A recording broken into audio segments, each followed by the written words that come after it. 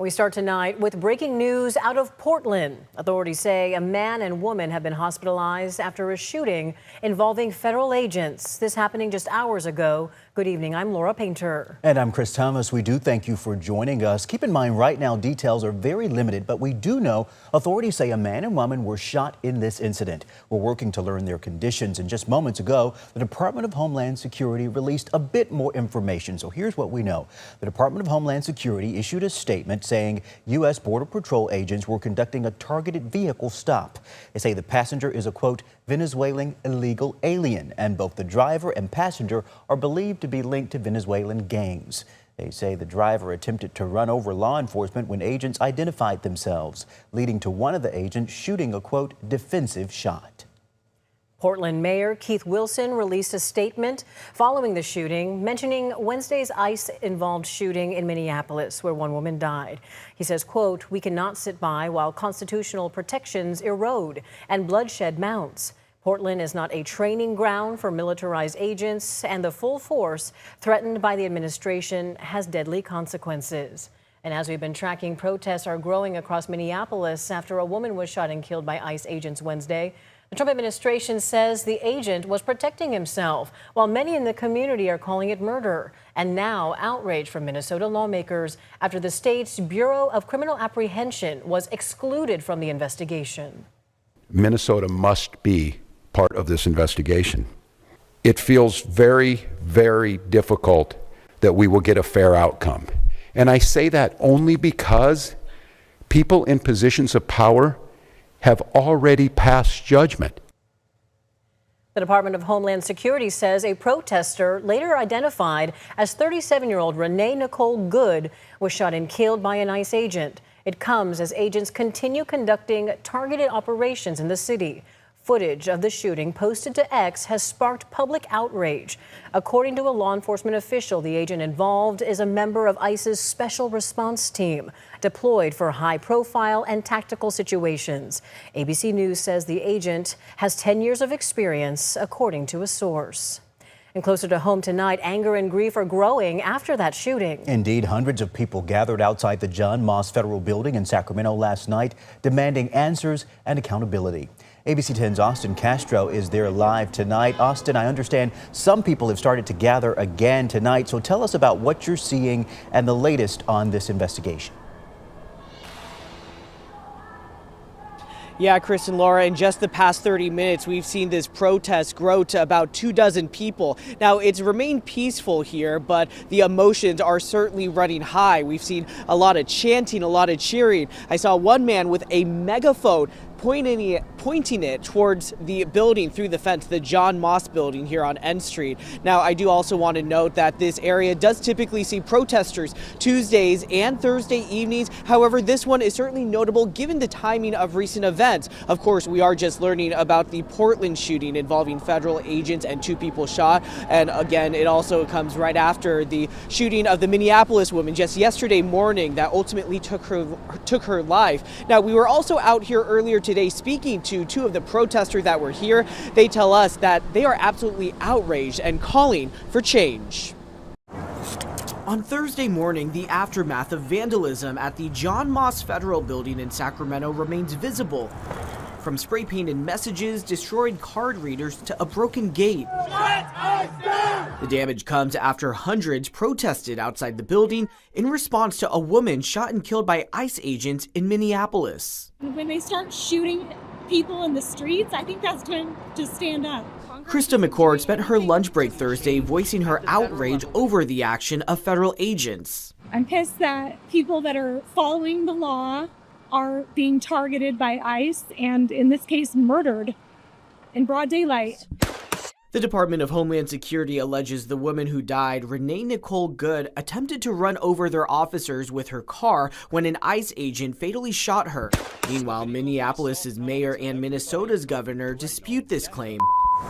As for the vandalism on the federal building in Sacramento, ABC10 reached out to the Sacramento Police Department. They say Federal Protective Services is the lead investigating agency, but added, quote, "We have been working with them on the back end to identify the suspects responsible and hold them accountable. While we support and protect individuals' First Amendment right to protest, Vandalism of any kind will not be tolerated. Another protester we spoke with from Sacramento didn't want her face shown. While she remains upset with recent federal actions, she disagrees with the damage caused Wednesday night. I don't believe that destruction of property is something anybody ought to do. Putting chalk on a sidewalk is one thing. Spray painting a building is another thing entirely. She encourages people to continue making their voices heard peacefully as messages continue to line the sidewalks around the federal building. Meanwhile, we reached out to the Department of Homeland Security, who oversees federal protective services. They confirmed the various damage to the building and says in part, quote, "This violence must end. Under President Trump and Secretary Noem, law and order will prevail." Now we've been hearing the chanting from the protesters just grow louder and louder. We do have this white truck behind us blocking them, but again, over 24 protesters gathering here. Still a much different sight than what we saw just yesterday evening as hundreds gathered. However, again, the mood here definitely very emotional, but protests so far here outside the John Moss Federal Building on N Street remaining peaceful. Live in Sacramento, Austin Castro, ABC 10. Okay, Austin, thank you. We know safety is top of mind. I want to ask you about the law enforcement situation in the area you are at. Can you tell us more about that? What are you seeing? Well, Laura, so far I haven't seen any law enforcement out here. I mean, again, everything remaining peaceful. Some protesters just off the sidewalk, many of the cars passing by honking, appearing to support the protesters.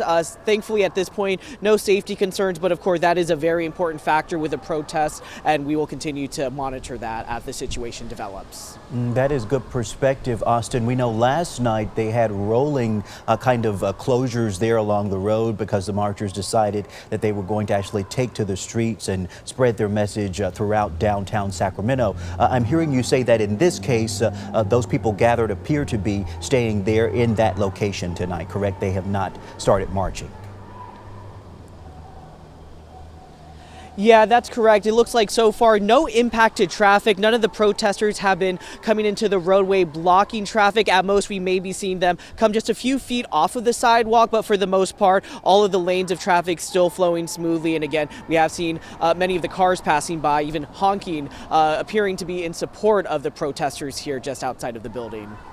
Okay, Austin, we do appreciate you keeping a close eye on this situation for us. It's something we're going to be covering throughout the night and updating our viewers on air and online. Austin, keep us posted as you learn more. Thank you for the update. And remember to get more on this breaking news story and to watch it live. Watch any live news conferences as they happen. Go to our free ABC10 app. It's free to download.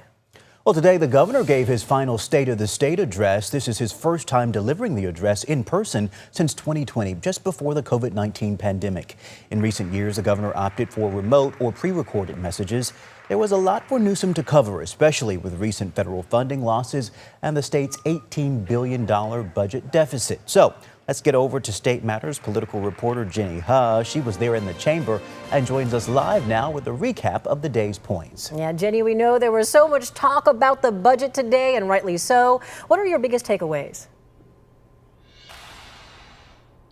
Chris, Laura, good evening. Another big day here at the Capitol. Indeed, it was all about the state of the state, but also a big part of that, the state of the budget in light of that budget deficit and federal funding cuts, like you both mentioned.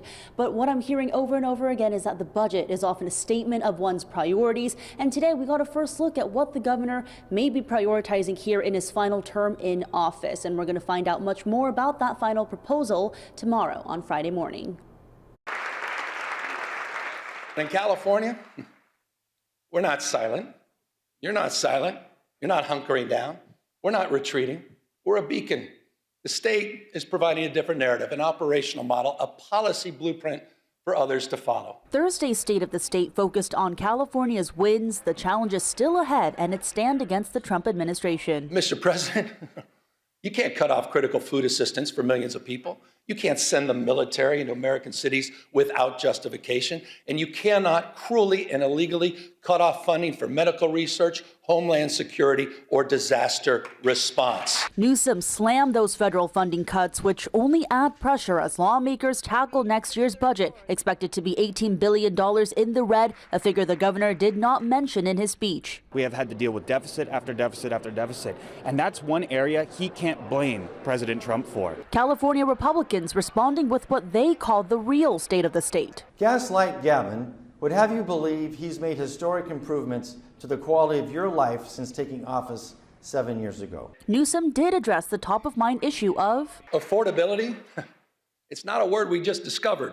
noting the cost of housing is, quote, California's original sin. Clearing away regulatory thickets, forcing local governments, often resistance, to get in the game, and modernizing our environmental review. But we obviously have more work to do. Saying this year it's about tackling the cost of construction as well as preventing institutional investors from dominating the market. Newsom also boasting improvements in investment and results for homelessness under his governorship, pointing to the voter-approved Proposition 1, a bond to build more mental health housing, as a success story. And a rather unexpected emphasis on education, including an additional $1 billion investment in high-need schools. I'm proud to submit a budget tomorrow that has the most significant investments in California's education history. If he really wants to make education a priority, that's fine. Something else is going to have to be less of a priority. Meantime, Democratic leaders say they're gearing up to respond to the final budget proposal. We have to go back and look what is feasible is not based on the direction and the priorities for each of our houses. We know that the out years for our state budget do not look good. High deficits. As of Thursday afternoon, California has filed 53 lawsuits against federal overreach. The governor also emphasizing California leads the nation when it comes to AI regulation, as well as supporting young men and boys. And also he pointed to the link between climate change and economic risk, calling out the Trump administration for not sending a formal U.S. delegation to the COP30 climate conference last year. And of course, political experts say they're observing how all of this will play into what they call a shadow presidential campaign for Newsom, who is likely to be eyeing a 2028 run for presidency. Live at the state capitol, Jenny He, ABC 10. Okay, Jenny, we thank you so very much for that live update. We know it's been a busy day and it's not done yet. We'll have those budget conversations tomorrow. Well, coming up, Stockton's mayor reflects on her first year in office, and amid controversy, she says she's proud.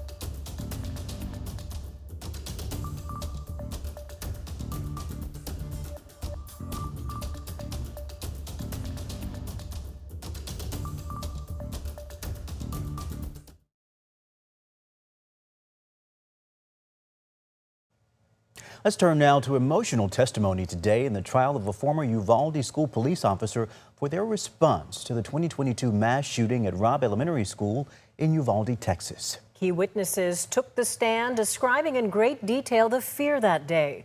ABC's Jacqueline Lee has the details tonight. The after-school coordinator for Robb Elementary took the witness stand today, holding back tears and visibly shaking. Amy Maureen was one of the first people to call 911. Realizing a gunman was heading for the school. I kept asking the operator, where are the cops? Where are the cops? And I tell her, there's kids running everywhere. Former Uvalde Schools police officer Adrian Gonzalez on trial for his alleged role in what the prosecutors call a botched response to the 2022 shooting. 19 students and 2 teachers were killed. It took law enforcement 77 minutes to act and kill the shooter. Gonzalez has pleaded not guilty to child endangerment charges. It haunts me to this day. ABC News first sat down with Maureen 5 months after the shooting, still dealing with her PTSD-induced tremors. I died that day. Since our first meeting with Maureen, she has taken up painting as one form of therapy to help her deal with the long-term effects of what she went through inside the school. The feeling of that type of fear is something that only someone can understand who's been through a mass shooting. Maureen told us the woman we first met in 2022 would never believe she'd be able to testify in court like she did today. Jacqueline Lee, ABC News, Los Angeles. Defense attorneys disputed that Gonzalez didn't do enough, saying he helped evacuate children as police arrived and also radioed for more help. A worker in Sacramento was rescued after hurting his leg in a 30-foot fall today. Take a look. This was near the Sacramento courthouse, where there is some construction going on right now. Officials say the worker was doing maintenance and accidentally fell down a shaft. Crews rescued him and he was taken to the hospital for his injuries. We're told the worker is in stable condition. To politics in Stockton now. It has been 1 year and 1 day since Stockton's new mayor and a new council majority was sworn in, and it has been a busy year. The new city leaders saw controversy early on with the resignation of the former city manager amid council pressure. Meanwhile, infighting and clashes became common among council members and the mayor during meetings. On top of that, the mayor's own home was hit by a stray bullet, and the city dealt with that mass shooting just outside city limits in November. Now, 1 year into the job, the mayor says she's proud of the policies that have passed and also hopeful. This year has been not what I expected. It has been very rough, but it's also been very rewarding. We'll have more from that exclusive interview with the mayor and our Gabriel Porras in just minutes, coming up on the ABC 10 News at 6. But first, next at 5:30, shivering cold meets scalding lava as snow falls on the largest active volcano on Earth.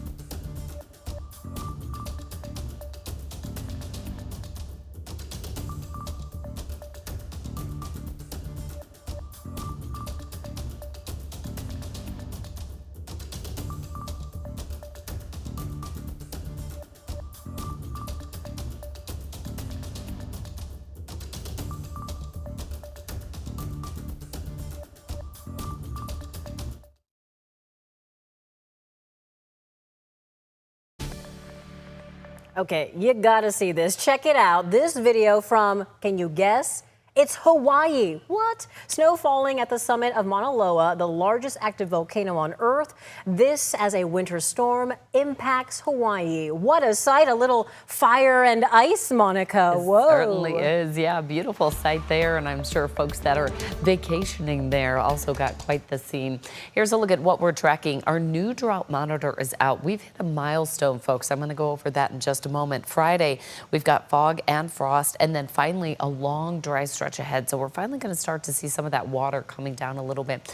Let's start you off with that drought monitor. This is how this water year started. You can see a lot of yellow and orange and even a dot of red on the map there. Fast forward to the recent one coming out today. No surprise with those big storms rolling through the past several weeks. We are now down to a point that we haven't seen since the year 2000, when the drought monitor began in April, when we saw no part of the state in any category. So it's been 25 years in the making to finally get us here. All right, here's a look at our satellite and radar image where you can see generally dry conditions. We had that cold weather system pass through yesterday. In the wake of it, we had some gusty winds today, upwards of 30 miles per hour in the valley. Now those winds will back off for tonight. 50s is where we topped out for today, near 30 for the Sierra. We've got clear skies right now. Readings are in the low 50s for the valley, 24 with clear skies for Tahoe. Hourly weather, just a few clouds for tonight. Otherwise, light winds, patchy frost early tomorrow morning, lows in the 30s. Amplified storm track will keep us under a ridge of high pressure, dry weather straight through our extended forecast. Highs for tomorrow in the 30s for the Sierra, but that after morning lows near 5 to 10 degrees. 50s for the foothills. For the coast, we've got highs in the 50s as well, but most notable are going to be those morning lows. We're in the 30s for a wide stretch of areas. So if you have delicate plants, certainly pets need to be considered, and anybody that you might need to check on with those cold morning lows. Highs are going to warm into the 40s for the Sierra, 50s for the foothills, and 60s for the valley. Our extended forecast, we continue with those cold morning lows through the weekend and early next week before seeing a nice little warm up by the end of next week. Sounds good, Monica. Thank you. Well, coming up, do you ever wonder if your dog is listening to you? One study shows they could be eavesdropping. Learn more coming up next.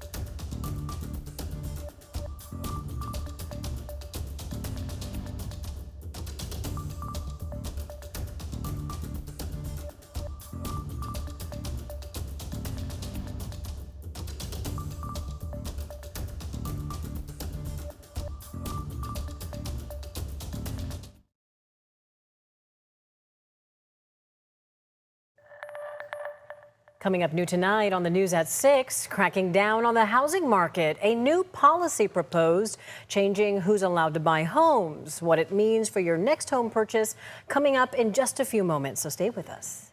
But before we go, we do have a fun fact for you tonight. So some toddlers can learn new words just by overhearing conversations, we're told.